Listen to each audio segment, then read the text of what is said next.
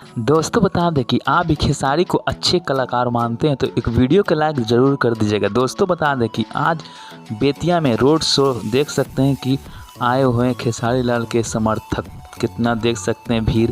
और बेतिया जिला का देख सकते हैं रोड शो में खेसारी लाल के आगे पीछे देख सकते हैं कितना लोग जुड़े हुए हैं। और देख सकते हैं रोड शो में देखिए गाड़ियों का अंबार, और देख सकते हैं कि आगे पीछे सब लोग साइकिल से जा रहे हैं।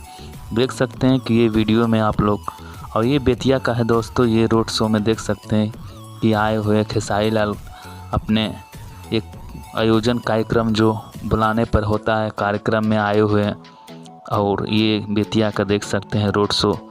तो देख सकते हैं कि खेसारी लाल के समर्थक और ये खेसारी लाल के फैन देख सकते हैं कि खेसारी लाल से कितना प्यार करते हैं। और उनका जो है दोस्तों स्वागत करने का जो स्वागत करते हैं उनको देख सकते हैं कि सब स्वागत में जुड़े हुए हैं। और खेसारी लाल को देख सकते हैं, चहेते देख सकते हैं कि माला फूल पहना कर उनका स्वागत कर रहे हैं। और देख सकते हैं देखिए का ये लाइव देख सकते हैं कि आए हुए दोस्त देख